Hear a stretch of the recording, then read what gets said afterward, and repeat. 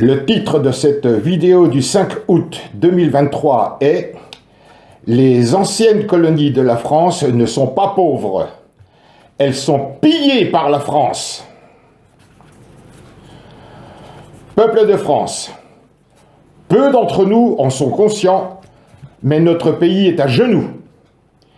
Il est promis à une certaine forme de disparition à court terme, tant les événements qui s'accélèrent nous impactent. Le président Poutine l'a dit, il ne sert à rien que je bombarde l'Occident. Il suffit de libérer l'Afrique et l'Occident tombera tout seul. Bien sûr, le dictateur usurpateur franc-maçon Macron et ses gouvernements successifs en sont la cause majeure, mais il n'est pas le seul responsable. Ses 7 prédécesseurs le sont tout autant. Pourquoi la disparition de la France plus que millénaire? Après les coups d'État au Mali et au Burkina Faso, c'est au tour du Niger. Je vous donne la raison pour laquelle le général Tiani a renversé le président Bazoum, évidemment dans le mensonge criminel et complice des médias mainstream.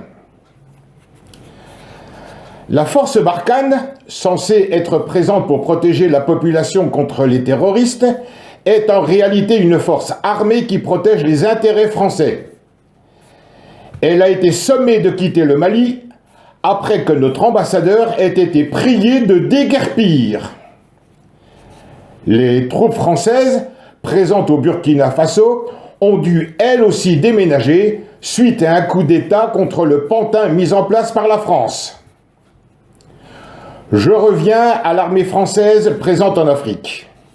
Elle a trouvé refuge sur le sol nigérien, toujours avec la même excuse mensongère, combattre le terrorisme, les mêmes qu'au Mali quelques mois plus tôt. Des atrocités, égorgements, éventrations ont été commises par ces terroristes sur des militaires et civils nigériens. Certains ont été arrêtés par l'armée nigérienne régulière.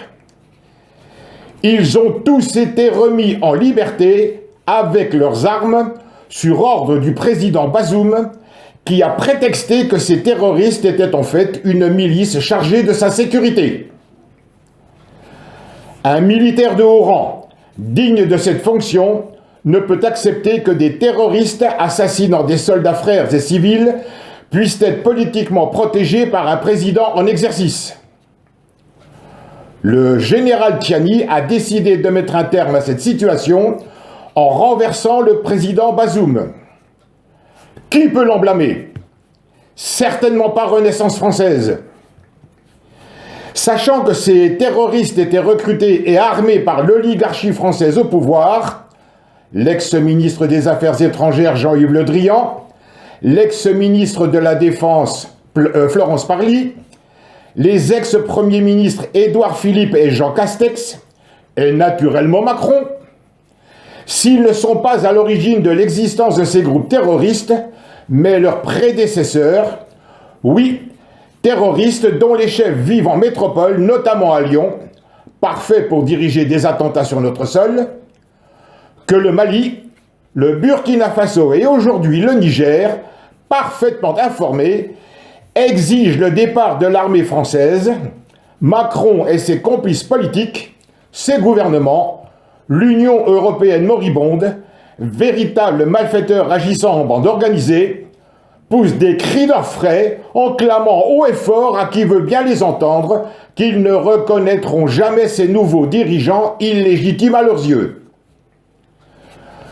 Je dis que ni le Mali, ni le Burkina Faso, ni le Niger ne demandent à Macron et ses complices de les reconnaître. Messieurs Goïta, Traoré et Tiani n'ont que faire de ces réactions puériles. Pour qui se prend-il? Et puisque nous parlons des légitimités, je rappelle que le dictateur cocaïnomane LGBT Macron n'a de leçon à donner à quiconque, lui qui, en l'absence de constitution française depuis le 4 octobre 1958, usurpe la fonction de président de la République, lui qui a été élu par fraude électorale. Pour que nos amis africains comprennent bien la situation et la position de Renaissance française. La violation de la séparation des pouvoirs contenue à l'article 65 de la Constitution du 4 octobre 1958, accentuée par l'ordonnance numéro 58-1270 du 22 décembre 1958 et le décret numéro 2016-1675 du 5 décembre 2016, font que ladite Constitution de la Ve République n'existe pas. Voilà qui facilite juridiquement grandement la décision d'émancipation de ces pays et ceux à venir à n'en pas manquer. Par son comportement méprisant, prétentieux, arrogant, insolent, cynique, effronté, offensant, Macron détruit inexorablement nos relations internationales avec quasiment tous les pays du monde, y compris les USA qui le manipulent. Il faut savoir, être conscient que tous les jours, nous perdons des marchés essentiels, stratégiques pour nos centrales nucléaires, notre approvisionnement en pétrole, en gaz. Je ne parle pas des ressources en or et autres matières précieuses.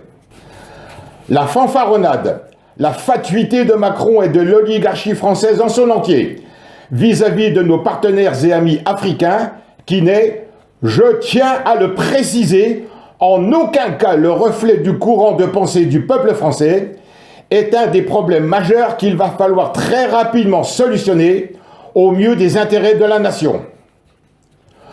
Nous devons au plus vite stopper la folle trajectoire désastreuse, mortifère du psychopathe locataire usurpateur de l'Élysée, sans quoi les dégâts occasionnés par ces prises de positions imbéciles nous mènent tout droit à une catastrophe humanitaire majeure. Imaginez une France sans uranium pour ses centrales nucléaires, sans pétrole pour ses voitures, sans gaz pour cuisiner, des entreprises qui ferment en cascade, des millions de chômeurs laissés pour compte. C'est pourtant ce qui nous attend.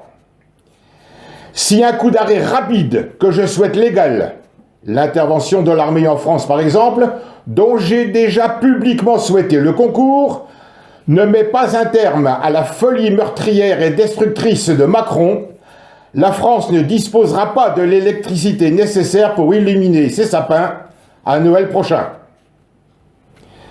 Messieurs Goïta, Traoré, Tiani, les chefs d'État du Brésil, de Russie, d'Inde, de Chine, d'Afrique du Sud, les fameux BRICS, acronyme révélateur qui m'évoque des briques, la construction, d'Algérie, de Corée du Nord, Renaissance française et avec elle la majorité du peuple de France, vous adjure d'alerter la communauté internationale sur la situation épouvantable de mon pays.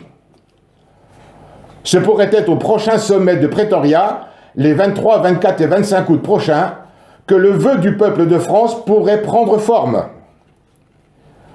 En aucun cas, il ne pourra vous être reproché de vous immiscer dans les affaires internes d'un État soi-disant souverain, puisque dénué de constitution, la France n'est pas un État de droit, mais une dictature criminelle.